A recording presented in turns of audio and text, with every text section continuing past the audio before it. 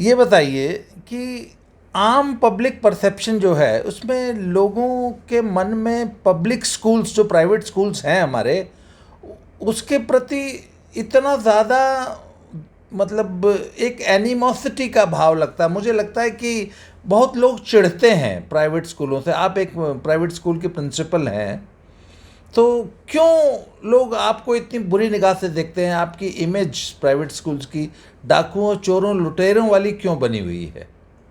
उसके कई कारण हैं। एक तो मैं ये मानती हूँ कि जो प्राइवेट स्कूल्स हैं वो अपनी पिक्चर सही पेंट कर नहीं पाए। वो कितना बड़ा काम कर रहे हैं एजुकेशन में, इस चीज़ को वो दिखा नहीं पाए। इसमें कुछ प्राइवेट स्कूल्स की भी गलती है। गलती ये है कि जैसे बुक्स की और यूनिफॉर्म का जो स्कूलों की तरफ से बेचना होता है उसमें स्कूल्स कमाते हैं, ये फैक्ट है। इसमें कोई दो राय नहीं है। उसमें स्कूलों ने अपना नाम इस तरह से ख़राब किया कि किताबों के साथ साथ ये कॉपी भी लो, ये पेंसिल भी लो, ये कलर्स भी लो, ये वर्कशीट्स भी लो।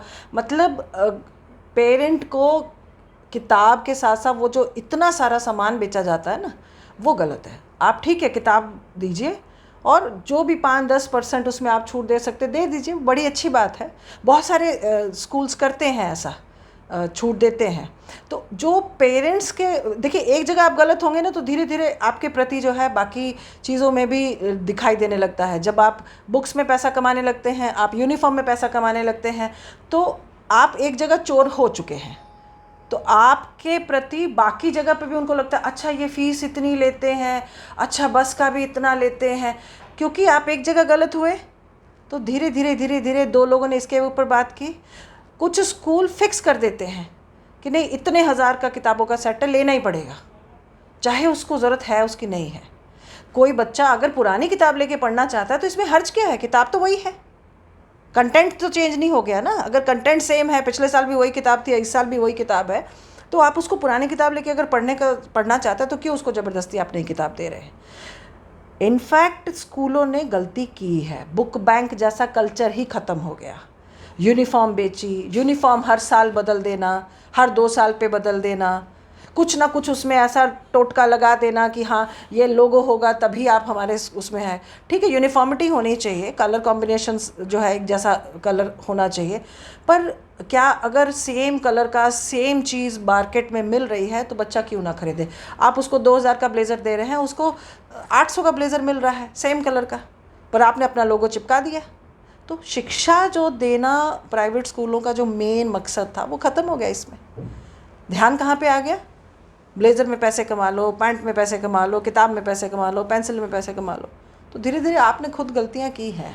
तो जय हिंद फ्रेंड्स, है मेरा नाम बाबा रामदास और आप देख रहे हैं ये यूट्यूब चैनल मेरा दद्दा की खरी खरी। और आज हमने एक बड़ा ज्वलंत विषय पे डिस्कस करने के लिए मोनिका जी को बुलाया है। मोनिका जी का परिचय यह है कि she is the principle of CBSE school इन पंजाब, और एक और परिचय है कि मैं इनका हस्बैंड हूँ। ये मेरी पत्नी है पर I am proud to say that I am her husband. तो हम विषय है आज का कि पिछले दिनों जो आजमगढ़ में जो घटना हुई है उसमें एक बच्ची की बड़ी हृदय विदारक मृत्यु हुई है स्कूल कैंपस में, तो उसको लेके एक बहस छिड़ी हुई है और उस पर हमने पिछले दिनों एक और वीडियो बनाया था। तो मुझे लगा कि मुझे अपने इस कार्यक्रम में किसी एक पेरेंट को इनवाइट करना चाहिए, पेरेंट्स का क्या सोचना है, और मुझे लगा कि नहीं, स्कूल मैनेजमेंट और एक प्रिंसिपल को भी मैं इनवाइट करूं। तो इसमें तो कोई दो राय नहीं है कि प्राइवेट स्कूलों ने अपनी इमेज को खराब किया है। हाँ, किया। और उसमें सिर्फ ये किताबें या यूनिफॉर्म बेचना ही एकमात्र इशू नहीं है। हर साल फीस बढ़ाना, पेरेंट्स को लगता है कि स्कूल्स जो है पेरेंट्स का दोहन करते हैं। कहीं कहीं पर ये बात एकदम सही भी है। हाँ, दोहन होता भी है। जैसे मैं कहती हूँ कि ठीक है, आप स्कूल एक बिज़नेस के रूप में अगर आप कर रहे हैं तो बिज़नेस का भी एक नियम होता है कि भाई इतने % जो है, अगर एक दुकानदार अपना कपड़ा भी बेच रहा है या बर्तन बेच रहा है या कोई भी इलेक्ट्रॉनिक्स बेच रहा है तो एक सीमा होती है प्रॉफिट की। तो आप अपने स्कूल को अगर एज अ बिज़नेस भी चला रहे हैं तो आप ध्यान रखिए कि आप एक बिजनेसमैन की तरह से एक जायज़ % ही उससे रखिए अपने लिए। अगर आपने 10-20 करोड़ लगाया है तो जो एक जायज़ परसेंटेज है उससे ज़्यादा मत आप करिए। ठीक है, आपने एक अच्छा स्कूल खोल दिया अपने इलाके में, और रही बात फ़ीस बहुत ज़्यादा बढ़ाते हैं, गलत है, गलत है, एकदम सही बात है, गलत है। अगर फ़ीस आप अनावश्यक बढ़ा रहे हैं, गलत है।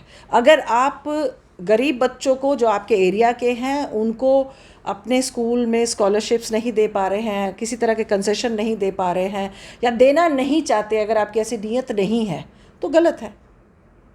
जो गलत है जहाँ पे वो मैं जरूर कहूँगी नहीं, वो गलत है। मुझे एक बात जहाँ बताइए। पर स्कूल जो हैं, मैं इंटरव्यून कर रही हूँ आपको, जहाँ पर स्कूल्स अच्छा काम कर रहे हैं, बहुत सारे स्कूल्स ऐसे हैं, बहुत सारी संस्थाएं जो स्कूल चलाती हैं, वो बहुत सारे बच्चों को मुफ्त पढ़ाती हैं, किताबें देती हैं, स्कूल से एक्स्ट्रा क्लासेस फ्री में देती हैं, ऐसे भी स्कूल्स हैं। और बहुत सारे स्कूल्स ऐसे हैं जो लाखों रुपए लेके भी जो है शिक्षा की तरफ कम ध्यान है, एक फैक्ट्री, एक प्रोडक्शन हाउस जैसे होता है वैसे चलाते हैं। आपने जो पिछला वीडियो बनाया था आजमगढ़ वाले उसमें मैं बहुत सारी बातों पे आपके साथ एग्री नहीं करती थी। मैंने वो वीडियो देखा था, मुझे बहुत बुरा लग रहा था उस वीडियो को देखते समय, क्योंकि एक बच्ची ने अपनी जान दे दी। कोई बच्चा जान देना नहीं चाहता, और अगर एक बच्ची ने इस घटना पे जान दे दी है तो पता नहीं किस किस परेशानी से वो घर से आती है। हम आज जिस समाज में है ना, हर बच्चा किसी ना किसी स्ट्रेस में है। स्ट्रेस ऐसा नहीं कि उसको सिर्फ पढ़ाई का है, घर में हो सकता है उसके कज़न के पास कोई अच्छी चीज़ है, उसके पास नहीं है, तो हम अपने बच्चों को घर से भी तो वैल्यू नहीं दे पा रहे।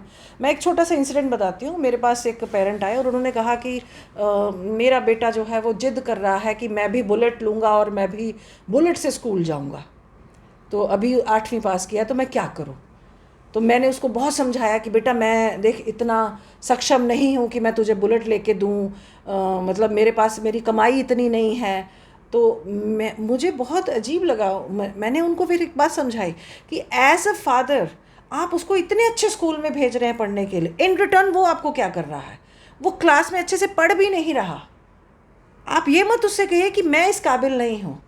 आप उसको बोलिए तू मुझे इस क्लास में इतना अच्छा करके दिखा तो मैं तुझे एज अ रिवॉर्ड जो है बुलेट लेके दूंगा, चाहे मैं जहाँ से मर्जी लेके दूँ। मेरी क्या परिस्थिति इस पे मत देख जा, तू मुझे करके दिखा, मैं तुझे प्रॉमिस करता हूँ कि मैं लेके दूंगा।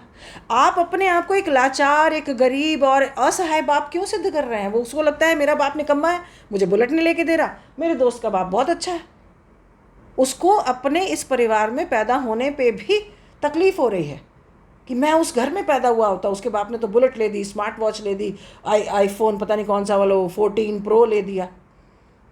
तो आप अपने बच्चे को ये मत एहसास कराइए कि आप कमज़ोर हैं। आप वाकई में कमज़ोर नहीं है। हर माँ बाप अपने बच्चे को अच्छा देना चाहता है, अपने भूखा रह के उसको बढ़िया से बढ़िया खिलाना चाहता है, दिन रात उसके लिए जीता है। तो आप उसको ये एहसास कराइए कि तू कर, तू मुझे दिखा, मैं करके दूंगा तुझे। तो ये भी एक चीज़ है। और रही बात जो आजमगढ़ वाला जो है घटना है, देखिए उसमें टीचर और प्रिंसिपल का जहाँ तक मुझे पता लग रहा है, अमूमन ये होता है स्कूलों में बच्चे फ़ोन लेके आते हैं और टीचर जो है अक्सर कहता है कि फ़ोन्स आर नॉट अलाउड, तो तुम अपना फ़ोन जाओ वहाँ पे जाके कोऑर्डिनेटर को, ऑब्जर्वर को, वाइस प्रिंसिपल को जमा कराओ कि तुम क्लास में फ़ोन नहीं ला सकते। तो टीचर अपनी एकदम सही जो ड्यूटी है वो कर रहा है। उसको अगर वो ये नहीं करता है तो कल को हो सकता है कि उसी बच्चे के पेरेंट्स कहें कि आपने तो हमारे बच्चे को डिसिप्लिन ही नहीं किया, आपने तो उसको रोका ही नहीं। तो यहाँ पे टीचर दोनों जगह फंसा हुआ है ना। तो यहाँ पे टीचर को मैं गलत नहीं मानती हूँ। अगर प्रिंसिपल ने उस बच्चे को बहुत ज़्यादा ह्यूमिलेट किया है, एम्बैरस किया है उसको देखिए बच्चे जो है ना, जो ये इस एज के होते हैं, उनका एडोलेसेंस का पीरियड होता है और वो बड़े सेंसिटिव होते हैं।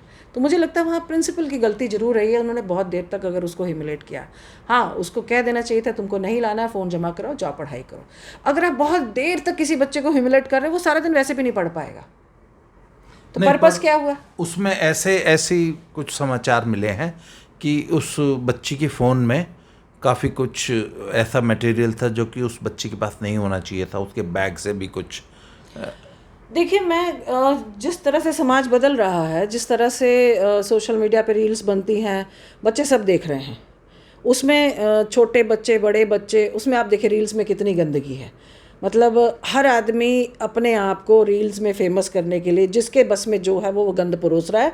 वो 70 साल का इंसान, चाहे औरत है या आदमी है, वो भी गंद बक रहा है, गंद दिखा रहा है। बच्चे इसके गो थ्रू हो रहे हैं। तो यहाँ पे हमने बच्चों के, भाई आपने चोरों में बच्चे को रख दिया तो चोरों वाली ट्रिक सारी सीख ही जाएगा। कहते हैं ना, चोरों के साथ चोर और साधुओं के साथ साधु बन ही जाता है आदमी। तो जहाँ पर चारों तरफ इतनी गंदगी है, वहाँ पे आप कैसे रोक लेंगे बच्चों को इन सब चीज़ों से? और बच्चों के ऊपर इन चीज़ों का कैसा कैसा प्रभाव पड़ता होगा, कितना गलत प्रभाव पड़ता होगा। आप उनको कितनी भी मॉरल वैल्यूज़ दे दें, आपको लगता है कि वो मॉरल वैल्यूज़ जो उनको हम दे रहे हैं, हम समझा रहे हैं, वो इन रील्स के आगे टिक पाएंगी? जितना एक्सपोजर है, कितना गंद दिखाई दे रहा है, औरतें डांस कर रही हैं, मतलब आपको मालूम है, मैं इसके बारे में क्या बताऊँ। नहीं, पर उस बच्ची के फ़ोन से काफ़ी कुछ मिला था जनाब, आज की डेट में हिंदुस्तान में जितने करोड़ मोबाइल फ़ोन हैं सब में मिलेगा। आप अग्री करिए इस बात पे। नहीं, पर इतने छोटे बच्चे में, she was hardly 15 years old, तो ऐसे अरे जो 10-10 साल 11-11 साल के बच्चे हैं, उनको बातें समझ में आने लगी हैं। छोटे बच्चों को, नर्सरी क्लास के बच्चे को पता है ये टीवी में दिखाई दे रहा है, ये उल्टियां कर रही है, अब इसको बच्चा होगा। नर्सरी क्लास का बच्चा जानता है इसको उल्टी आ रही है, अब ये बच्चा होगा, क्योंकि टीवी में उसने देख लिया है। ये बातें कहाँ पे, मतलब ये कोई सिखाता थोड़ी है। छोटे छोटे बच्चों को बहुत सारी बातें ऐसी पता लग चुकी हैं। पर आजमगढ़ की उस प्रिंसिपल ने कहा कि मैं अपनी ड्यूटी कर रही थी। मैंने कहा वो ड्यूटी कर रही थी, हो सकता है उन्होंने ज़्यादा एम्बैरस कर दिया बहुत देर तक। हाँ, बोल के फ़ोन रख लेना चाहिए था और बोल के क्लास में भिजवा देना चाहिए था। पेरेंट्स को कॉल कर दी थी, मदर को बुला ही लिया था। बट मुझे लगता बहुत देर तक जो बाहर खड़ा रखा उसको, जैसा कि सुनने में आया है, वो बच्चा जो है वो मेंटली टॉर्चर तो हो ही गया था। कहीं कहीं तो गलती है। अगर वो देखिए, एक दूसरा मैं आपको पहलू बताती हूँ। जब क्लास से टीचर ने भेज दिया था, प्रिंसिपल उसको बिठा के पूछ लेती, बेटा क्यों लाए हो फ़ोन, तो बच्ची ज़रूर कह देती गलती से आ गया, ये हो गया वो हो गया, अच्छा चलो ठीक है आगे से मत लाना। या बहुत करते, अच्छा ठीक है तुम फ़ोन जमा करा दो, हम तुम्हारी मदर को फ़ोन बुला के फ़ोन दे देते हैं और तुम आगे से मत लाना। अगर तुम आगे से लेके आती हो तो फिर हम तुम्हें फ़ाइन लगा देंगे या तुम्हारे पेरेंट्स को बुलाएंगे फिर से। कुछ इस तरह का कह के उसको भेज देती। मुझे लगता है कि उन्होंने ज़्यादा देर उसको जो है बाहर खड़ा रखा। दूसरी अप्रोच भी अपना लेनी चाहिए थी ना। इस एज के बच्चे जो हैं बड़े कठिन दौर से गुजर रहे हैं। और पहले तो देखिए 9, 10, 11, 12 के बच्चे वैसे ही बड़े सेंसिटिव हो जाते हैं, ठीक है, उनका फिज़िकल जो चेंजेस आ रहे हैं बॉडी में, ऊपर से वो रील्स में बड़ा कुछ देख रहे हैं। फिर ऊपर से जो है वो बच्ची, जैसा कि बता रहे हैं अभी, मैंने कहा ना सब सारी दुनिया के फ़ोन में कुछ ना कुछ मिलेगा आपको। तो ऐसे में वो घबरा गई कि मेरे मम्मी को बुला लिया गया है, मेरे फ़ोन में पता नहीं क्या क्या देखने को मिल जाएगा, फिर मेरे को हो सकता है मेरी मदर स्कूल में ही डांटने लग जाए सबके सामने। बच्चा जो है ना उलझन में हो जाता है। और ये सुसाइड के केस जो हैं ये क्यों हो रहे हैं इतने ज़्यादा, पहले क्यों नहीं होते थे? माँ बाप की जो कहते हैं ना एक्सपेक्टेशन है बच्चों से, यही एक बच्चा है, इसी को आज मैंने कुछ बना देना है। भाई तुम खुद ही बन जाते। तुमने अपने 14-15 साल के बच्चे से इतने बड़ी उम्मीदें पाल ली कि ये मैं इसको ये बनाऊंगा। अरे तो तुम खुद पहले बनो, तुम क्यों नहीं बने? उसको फलने फूलने दो। उसके ऊपर आप बोझ क्यों डाल रहे हो कि तू कुछ बनेगा, तू हमारे नाम रोशन करेगा और तेरे ऊपर हमने सारा जोर लगाना है, तू पढ़, तू कोचिंग भी जा, तू ये भी कर। तो कितना प्रेशर है, एक नंबर कम आ जाता है। मैं अपनी आंखों के सामने इस चीज़ को देखती हूँ। 99 स्कोर आ गया है। मैम पिछली बार तो इसका 100% था, पता नहीं इसका एक नंबर कहाँ कट गया। ऐसे में आपको नहीं मैं समझा पा रही हूँ, बच्चा क्या समझेगा? मतलब 90 अबव स्कोर ले रहे। मैं कहती हूँ मैंने तो 84 लिए थे, कुछ नहीं फ़र्क पड़ता। पर नहीं, ऐसा हो नहीं सकता। ज़्यादातर मदर्स जो हैं वो प्रेशराइज़ करती हैं बच्चों को। फादर स्कूल है, मतलब अगर मैं मदर्स और फादर के मैं देखूँ ना तो 80% फादर ऐसे हैं जो कहते हैं ठीक है पास हो गया ना, बढ़िया है ना, पढ़ रहा है ना, ठीक है। 20% है सन की जिनको लगता है नहीं कुछ भी हो जाए यही है, इसी को करना है, इसी ने ये बन के दिखाना है, कुछ है ऐसे सन की। बट मदर्स जो हैं वो ज़्यादा प्रेशराइज करती है बच्चों को, ये मेरा अपना अनुभव है। फादर कूल है। आपका ये कहना है कि बच्चे जो हैं स्ट्रेस्ड हैं। हाँ, बहुत ज़्यादा। तो आप मुझे बताइए कि जो नई एजुकेशन पॉलिसी आ रही है उसमें इस प्रॉब्लम को एड्रेस किया है? हाँ, नई एजुकेशन पॉलिसी में एक अच्छी बात ये आ गई है, अगर उसको अच्छे से लागू कर दिया जाए, उस बहुत बढ़िया पॉलिसी है। पॉलिसी में कहीं पर कोई खामी नहीं है। पॉलिसी जो है वो बहुत कहते हैं ना तसल्ली से बैठ के बनाई गई है, बट उसको लागू करना बहुत मुश्किल है। मुश्किल क्यों है? ज़्यादातर प्राइवेट स्कूल एक बिजनेस एंटिटी है, एक बिजनेस हाउस है।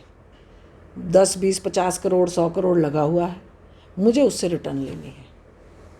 मालिक का पैसा लगा, उसको पैसा चाहिए। ऐसे में हर शहर में, हर गांव में, जगह जगह स्कूल पे स्कूल खुले हुए हैं और होड़ लगी हुई है। ज़्यादा से ज़्यादा एडमिशन्स होंगे, ज़्यादा से ज़्यादा बच्चे आएंगे, ज़्यादा पैसा होगा। उस वजह से न्यू एजुकेशन पॉलिसी लागू करने में ये दिक्कत आएगी कि माँ बाप को ये समझना पड़ेगा कि ये मेरे बच्चे के लिए ये ठीक है, ये गलत है। पर न्यू एजुकेशन पॉलिसी के अकॉर्डिंग पेरेंट्स तैयार नहीं है। ज़्यादातर पेरेंट्स जो है अपने बच्चे को कॉन्वेंट्स में भेजना चाहते हैं। कॉन्वेंट्स का क्रेज़ देश में मेरे को लगता है आज़ादी से पहले से रहा होगा। कॉन्वेंट में बच्चा पढ़े, कॉन्वेंट में बच्चा पढ़े, पता नहीं कॉन्वेंट का क्या। नहीं, ये कॉन्वेंट मतलब इंग्लिश मीडियम स्कूल या कॉन्वेंट में मिशनरी स्कूल? मिशनरी स्कूल्स में। अच्छा, उसमें मेरा बच्चा पढ़े, ये एक क्रेज़ है। हर पेरेंट अपने बच्चे को पहले कॉन्वेंट में भेजना चाहता है, जब कॉन्वेंट नहीं जाता फिर दूसरे अच्छे प्राइवेट स्कूल्स में भेजना चाहता है। तो कॉन्वेंट्स जो हैं वो बड़े रिजिड हैं, उनका अपना एक सेट पैटर्न है, उन्होंने उसी पे चलना है। अब न्यू एजुकेशन पॉलिसी कहती है कि आप बच्चे को इतना एक्टिविटीज़ कराओ, इतना स्पोर्ट्स कराओ, इतना हैंड ऑन एक्टिविटीज़ कराओ, ये प्रोजेक्ट्स कराओ, वो एक्सपेरिमेंट्स कराओ, फील्ड विजिट्स कराओ। मतलब उनको स्किल डेवलप हो उनकी, जब वो 10वीं 12वीं करके निकले तो वो सक्षम हो। अभी बच्चा 10वीं 12वीं करता है, उसके पास 12वीं का सर्टिफिकेट आ गया, उसके पास 99% मार्क्स आ गए, बट उसको एक कील ठोकना नहीं आता, उसको एक स्क्रू ड्राइवर से जो है पेच कसना नहीं आता, उसको छोटे छोटे काम नहीं आते। तो यहाँ पे न्यू एजुकेशन पॉलिसी जो है वो आपके बच्चे को ऐसा स्किल बना कर रही है कि बच्चा जो है वो बहुत सारी चीज़ें कर चुका होगा जो उसको अपने हाथों से करनी आ गई होगी। फिर यहाँ पे लागू करने में वही बात है, सारे बिजनेस हाउसेज हैं, वो कोई भी नहीं रिस्क लेना चाहेगा कि मैं ये लागू कर दूँ, पता लगा मेरे बच्चे अगले साल हट के चले जाए, क्योंकि पेरेंट्स को लगता है ये फालतू के काम हो रहे हैं, ये क्या हो रहा है। हाँ, रटंत विद्या हो ही नहीं रही। तो वो रटंत विद्या नहीं हो रही मतलब पढ़ाई नहीं हो रही। पढ़ाई नहीं हो रही। उनको लगता है कि नंबर नहीं आए मेरे बच्चे की, यहाँ भीड़ नंबरों की है, मेरा लड़का 100 में से कितने परसेंटेज वो स्कोर कर रहा है, चैलेंज ये एक बना हुआ है दिमाग में कि जो सबसे ज़्यादा नंबर लेगा वही अच्छा है। तो यहाँ पे तो फिर बहुत सालों में, हो सकता है 2, 4, 5 साल में तो पेरेंट्स को समझ में आ जाए कि नहीं ये सही है, पर इनिशियली कोई भी रिस्क नहीं लेना चाहता। थोड़ा थोड़ा सब करेंगे, पर 100% उसको लागू कर दें ये बहुत मुश्किल है, बहुत टेढ़ी खीर है, ये इतना ईजी नहीं है। तो नहीं, आप अपने स्कूल में नई एजुकेशन पॉलिसी लागू करने के लिए क्या क्या स्टेप्स उठा रही हैं? What is your planning? आपकी क्या तैयारी है? What have you done in your own school? बहुत कुछ, उसमें से बहुत सारी चीज़ें हम ऐसे करते हैं कि पेरेंट्स भी दुखी ना हो, उसको भी ये ना लगे कि नहीं पढ़ाई नहीं हो रही, क्योंकि पढ़ाई का जो पैमाना है वो कापी है।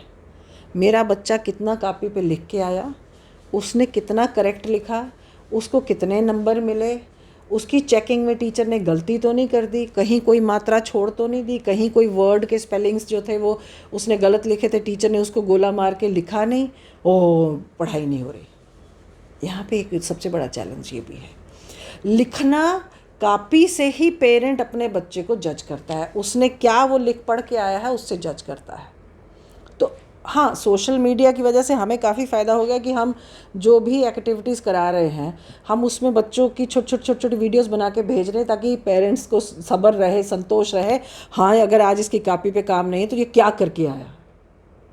जैसे अभी अभी डिज़ास्टर मैनेजमेंट के ऊपर क्लासेस लग रही कि अगर कुछ ऐसी घटना घट जाती है तो आप अपने घर पे ही कैसे क्या कर सकते हो। तो हमने बच्चों को घर पे ही स्ट्रेचर बनाना सिखाया कि घर की एक चादर लेके कैसे स्ट्रेचर फटाफट बना के किसी भी घायल को एक जगह से दूसरी जगह पहुंचा सकते हो।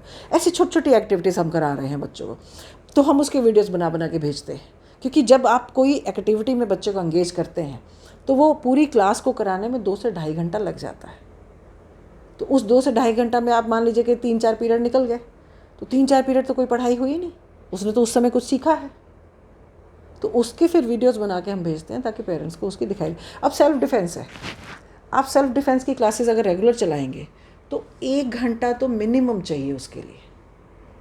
अगर आप उसको कोई बेकिंग की क्लासेस कराना चाहते हैं, रोबोटिक्स की क्लासेस करना चाहते हैं, तो लिखा तो कुछ भी नहीं जाएगा, उसको तो रोबोट बनाना है साथ में लग के टीचर के। बेकिंग में तो उसने कुछ बेक करना है ना, वो 4 इंग्रेडिएंट्स को मिलाएगा, उसकी अंडरस्टैंडिंग होगी। जब आप उसको कुछ बेकिंग करना सिखा रहे, सपोज आपने बच्चे को पिज़्ज़ा बनाना सिखाना है, तो पहले उसका डो जो है उसके ऊपर डिस्कशन होता है, भाई ये कौन सा आटा है, इस आटे में कितना फाइबर है। उसके बाद जो जो उसमें आप और टॉपिंग्स उसकी डाल रहे हो, तो अगर ग्रीन चिल्लीज़ हैं या ऑलिव्स हैं या अनियंस हैं, तो उसके ऊपर डिस्कशन हो रहा होता है कि भाई हाँ ये इसकी क्या प्रॉपर्टीज़ हैं। तो एक एक्टिविटी जो है वो खाली पिज़्ज़ा बना के भेज थोड़ी देना है, वो तो उसकी मम्मी घर पे रोज़ ही बना रही है। उसके इंग्रेडिएंट्स में क्या न्यूट्रिशन है, वो सारी चीज़ें भी तो डिस्कस होनी है। तो डिस्कशन ही 1-1.5 घंटा ले जाती है। उसके बाद वो बनेगा, उसके बाद पूरी क्लास उसको खाएगी, उसको एंजॉय करेगी, 3 घंटे तो चले गए। अब इस 3 घंटे में तो पढ़ाई हुई नहीं, तो कॉपी पे तो कुछ काम हुआ नहीं। तो न्यू एजुकेशन पॉलिसी लागू करना क्या आसान काम है? बहुत बहुत मुश्किल काम है। होगा, I am very hopeful, but ये है कि पेरेंट्स को तैयार होना होगा इसके लिए। पेरेंट्स को कोऑपरेट करना पड़ेगा स्कूल्स को। ये एक बहुत बड़ी बात है, एक बहुत बड़ा मुद्दा है। सब डर रहे हैं इसको लागू करने में, समझ नहीं पा रहे कहाँ से शुरू करें। क्लास 2 तक आपको एग्ज़ाम नहीं लेना, या तो नर्सरी क्लास का एग्ज़ाम चाहते हैं पेरेंट्स।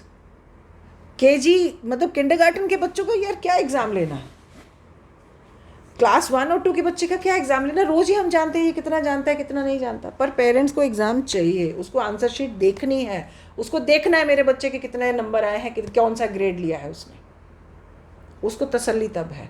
आप नहीं करते हो, उसको लगता है स्कूल ही बेकार है, मैंने तो अगले साल यहाँ बच्चे नहीं रखने।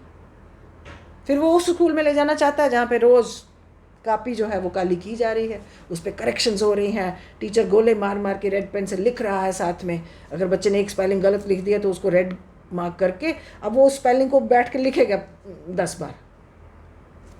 पेरेंट्स इसी से खुश होते हैं। आपने तो पढ़ाया, आपको तो पता है। नहीं, मुझे एक बात बताइए, 80 के दशक तक मुझे याद है, मैं खुद केंद्रीय विद्यालय का स्टूडेंट रहा हूँ, और सीबीएसई स्कूल्स की जब मेरिट बनती थी ना, तो टॉप के जो 20, 25, 30 बच्चे होते थे वो केंद्रीय विद्यालयों के होते थे। मुझे बहुत अच्छी तरह याद है, क्योंकि बहुत ज़्यादा प्राइवेट स्कूल तो उन दिनों हुआ भी नहीं करते थे। प्राइवेट स्कूल्स का चलन 80s के बाद, ज़्यादातर 90s में ज़्यादा शुरू हुआ। तो प्राइवेट स्कूल्स तो रैट रेस में इन्वॉल्व हैं पूरी तरह, परंतु सरकारी स्कूल जो हैं, केंद्रीय विद्यालय, नवोदय विद्यालय, और आप हिमाचल में मेरे साथ गई थी तो हमने देखा कि वहाँ के जो गवर्नमेंट स्कूल थे बहुत अच्छे हैं। वहाँ हिमाचल के सरकारी स्कूल कितने अच्छे, हाँ बहुत अच्छे, they are doing a wonderful job. मतलब हिमाचल, मैं आपको बताऊं दर्शकों कि हिमाचल के सरकारी स्कूलों ने हिमाचल के छोटे कस्बों और गांवों में प्राइवेट स्कूल पनपने ही नहीं दिए। हाँ। क्योंकि वो सरकारी स्कूल ही इतने शानदार हैं। मैं तो वहाँ बहुत छोटे छोटे गांवों में कवर किया है। नहीं, एक minute, let me finish my question. तो आपको नहीं लगता कि सरकारी स्कूल नई एजुकेशन पॉलिसी को बहुत इजीली इम्प्लीमेंट कर ले जाएंगे और आने वाले 5 से 10 सालों में उनके बच्चे बेहतर रिजल्ट देंगे, जैसे किसी ज़माने में केंद्रीय विद्यालय दिया करते थे? आपको नहीं लगता कि मैं पंजाब के सरकारी स्कूलों की अगर बात करूं तो ढाक के 3 पात काम नहीं होता। ज़्यादातर सरकारी स्कूलों में आप देखेंगे बच्चे बहुत कम हैं और 1 या 2 टीचर्स हैं। अब वो 1 या 2 टीचर्स जो हैं उनको लगता है कि यहाँ पे तो स्टाफ ही नहीं है, मेरे पास 60 बच्चे हैं, मैं क्या करूँ, मेरे हम 2 ही हैं। बहाने बहुत हैं। चाहे तो जैसे हिमाचल के सरकारी स्कूल चलते हैं, मैंने खुद देखा हुआ, आपने भी देखा हुआ है, तो पंजाब की मैं आपको स्थिति बता सकती हूँ कि पंजाब के सरकारी स्कूल में कोई जिम्मेदारी नहीं उठाता। ज़्यादातर सरकारी स्कूलों में इक्का दुक्का को छोड़ दीजिए। एक हमारे इलाके में बहुत अच्छा सरकारी स्कूल चलता है, बहुत बढ़िया है उनके, क्योंकि प्रिंसिपल का इतना जुनून है कि वो खुद सारा दिन लगे रहते हैं बच्चों के साथ। तो गिने चुने छोड़ दें अगर, तो ज़्यादातर 90% सरकारी स्कूल में मेरे पास बच्चे हैं, मैं अकेला हूँ तो मैं क्या करूँ, मैं नहीं अकेले सारी जिम्मेदारी उठा सकता। यहाँ तो इतनी वैकेंसी खाली है। मैं ले गई थी, ले में भी एक सरकारी स्कूल था जहाँ पे मैं ट्रैकिंग पे गई हुई थी। तो मैं जिस फैमिली के साथ मैंने स्टे किया था तो वो लेडी सरकारी स्कूल में थी। तो मैंने उससे पूछा कि आपके यहाँ कितने बच्चे हैं, उसने बोला 27। मैंने कहा स्टाफ, बोले 9 जने हैं। मैंने कहा 9 करते क्या हैं, बोले अभी 3 वैकेंसी हैं। 27 बच्चों पर 9 स्टाफ था, 9 टीचर्स और नॉन टीचिंग स्टाफ था, और 3 वैकेंसी अभी थी।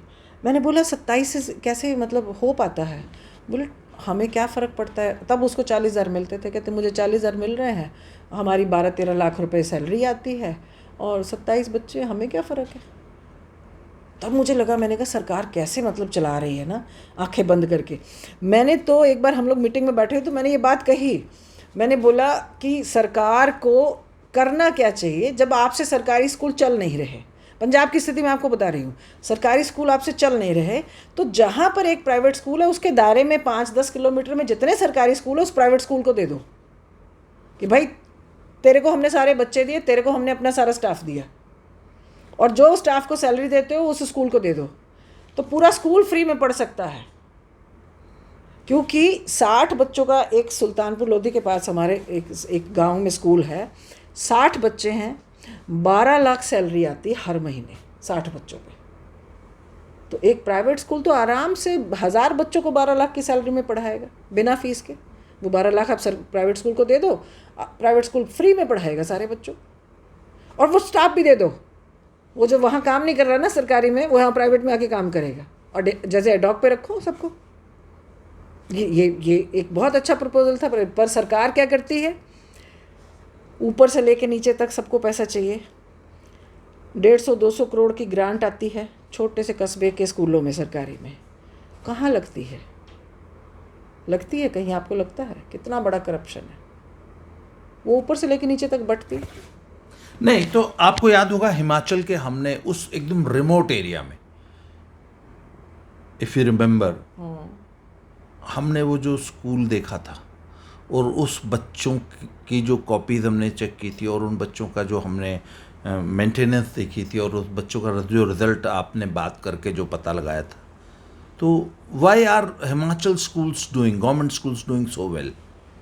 देखिए, एक तो कहते ना जागरूक होना चाहिए पेरेंट्स को भी। हिमाचल आज भी जो है, हिमाचली जो है मैंने देखा है, वो बहुत ज़्यादा ब्रांड कॉन्शियस या हाई फाई वाले चक्कर में नहीं पड़े हैं।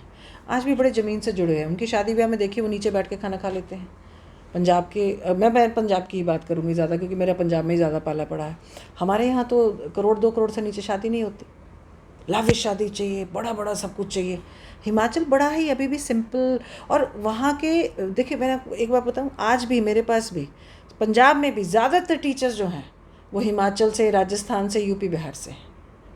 जो लोकल पंजाबी टीचर है उसके कंपैरिजन में हिमाचली ज़्यादा देर तक टिकता है, लंबे समय तक काम करता है और जी जान से काम करता है। ये एक ट्रेंड पहले साउथ का था। साउथ से बहुत टीचर आते थे, केरला साइड से बहुत टीचर आते थे नॉर्थ में काम करने। वो बहुत मेहनत करते थे अपनी क्लास में और टिकते भी बहुत लंबे थे। पंजाब में तो सिनेरियो ही बदल गया है। पंजाब में ज़्यादातर जो है, चाहे वो सरकारी टीचर है, सरकारी कर्मचारी है, चाहे कोई पुलिस वाला है, हर आदमी जो है वो बाहर जाना चाहता है, वो मूव होना चाहता है। मेरे अपने हमारी फैमिली के ही पुलिस में थे, इंस्पेक्टर थे, उन्होंने अपनी सरकारी नौकरी करते हुए अपने सारे कागज़ तैयार किए और माइग्रेट कर गए पूरी फैमिली के साथ, सरकारी नौकरी छोड़ गए, पंजाब पुलिस छोड़ गए। नहीं तो एक सरकारी नौकरी बड़ी अच्छी वो मानी जाती है ना। तो यहाँ पे वो जो माइग्रेशन हो रहा है ना, उस वजह से भी जो है हिमाचल अभी भी अपनी जड़ों से जुड़ा हुआ है। हिमाचल में आप हिमाचल को पंजाब को आप कंपेयर करिए तो हिमाचली आज भी सिंपल कुर्ता पजामा धोती हो जो वो पहन के रहते हैं। हमारे यहाँ तो टिट फिट बूट शूट और अलग ही ट्रेंड है। वो अपनी जगह सही भी है। नहीं तो हम अपने विषय से थोड़ा सा अलग चले गए। तो we were talking about the new education policy. तो आपको लगता है कि ये पंजाब में जो विदेश जाने का शौक है, हाँ, ये आपको वो जो नए आइडियाज़ आप अपने स्कूल में इम्प्लीमेंट करना चाहती हैं, तो कई बार आपको निराशा होती है क्या? बहुत बहुत। उसके बारे में बताइए ज़रा। 8वीं क्लास का बच्चा भी जानता है कि उसने बाहर जाना और ट्रक चलाना है। लाख समझा लीजिए कि बेटा तू सीबीएसई में पढ़ रहा है, ठीक है, तू फिज़िक्स लेके पढ़ रहा है, तू केमिस्ट्री लेके पढ़ रहा है, तू तेरा भगवान ने तुझे अच्छा दिमाग दिया है, तू बढ़िया स्टूडेंट है, तो तूने बाहर जाके ट्रक चलाना है ये मत कर। अगर तुझे बाहर जाना, मैं नहीं मना करती तू बाहर जा, पर कम से कम वहाँ पर फिज़िक्स से रिलेटेड, केमिस्ट्री से रिलेटेड पढ़ाई कर और कुछ काबिल बन भाई। तू ट्रक ही क्यों चलाने का सपना देखता है? हाँ, you can be a scientist. हाँ भाई, तुम कुछ अच्छा करो ना। तुम ट्रक ही चलाना है ये क्यों? ठीक है, जो इससे पहली पीढ़ी गई हुई है वो ट्रक चला रही है, पर वो सीबीएसई से पढ़ के नहीं गई। 10 साल पहले 20 साल पहले जो लोग गए वो इतने भाग्यशाली नहीं थे, उनके पास मजबूरी थी। पर तू तो कुछ अच्छा कर सकता है ना। तू अभी से सोच रहा, तूने सपना बना लिया, अपना ड्रीम बना लिया 8वीं क्लास में। तू इतनी अच्छी सारंगी बजाता है, तू इतना अच्छा गाता है, तू इतना अच्छा स्पोर्ट्स करता है, तू भंगड़ा करता है। अरे तू भंगड़ा का क्लब बना लेना अपना, तू कुछ अच्छा कर ले। तूने ट्रक ही चलाना है, ये गलत है। नहीं, मुझे वो इंसिडेंट बताइए कि आपके स्कूल में एक कर्नल साहब आए थे और उन्होंने एक बहुत जोश भरा लेक्चर दिया था, उसके बाद क्या हुआ था? वो कर्नल साहब बड़े खेले खाए आदमी थे, वो पंजाब के बहुत स्कूलों में दिए थे और उन्होंने बड़ा कहा कि अगर आप देश के लिए कुछ करना चाहते हैं तो फ़ौज एकमात्र जांबाज और जोशीला जो है प्रोफेशन है, इसमें आप अपना जोश दिखा सकते हैं। सब करने के बाद उन्होंने कहा तो बताइए, मतलब बड़ा मतलब हम एकदम जुनून और जोश से भर गए। तो सब करने के बाद उन्होंने कहा बताइए कौन कौन जो है वो फ़ौज में जाना चाहता है। एक भी हाथ नहीं खड़ा हुआ और मेरी ये हालत कि मुझे लगा कि मैं कहाँ मुँह छिपाऊँ। और शायद 100 से ज़्यादा बच्चे थे। हाँ, और कर्नल साहब चूँकि बड़े बाकी पंजाब के बहुत सारे स्कूलों में गए थे, सब स्कूलों में यही हाल था। तो जब हमारा वो ख़त्म हो गई वर्कशॉप और जब बाद में हम लोग लंच करने बैठे तो मैंने कर्नल साहब से कहा कि मैं तो मतलब आपको तो बहुत दुख हुआ होगा। कहते नहीं मैं यूज्ड टू हूँ, बाकी भी स्कूलों में यही है, पंजाब में कोई भी हाथ नहीं खड़ा करता फ़ौज में जाने के लिए। तो मुझे थोड़ा सा हाँ राहत मिली कि अच्छा शुक्र है, मतलब मुझे लगा शायद मेरे ही स्कूल के बच्चे ऐसा हैं। पर उन्होंने कहा नहीं, मैं पंजाब के बहुत स्कूलों में गया हूँ, कोई भी जो है वो इंटरेस्टेड नहीं है पंजाब में फ़ौज में जाने में या पंजाब में रहने में। और ज़्यादातर बच्चे जो कहते हैं हमने बाहर जाना है। खैर बाहर जाके भी बहुत पंजाब के बच्चों ने नाम कमाया है, बड़े बड़े अपना कनाडा की देखिए संसद में पहुंचे हुए हैं लोग, अच्छी पोस्ट पे भी गए हैं। बट ये ऐसा है, ये एक लंबा विषय है और अब हम फिनिश करेंगे। तो ये थी साहब मोनिका जी, और इनके पास किस्से कहानियों का एक पूरा खजाना है। एंड आई होप आप आगे भी मेरे इस प्रोग्राम में आती रहेंगी। पहले भी आपने मेरे साथ कुछ वीडियोस बनाई हैं, तो आज you are a wonderful orator. और आई होप कि आज दर्शकों को ये प्रोग्राम पसंद आएगा। तो अगले प्रोग्राम में फिर से मिलते हैं। Thank you Monica ji, thank you very much. Thank you so much, thank you.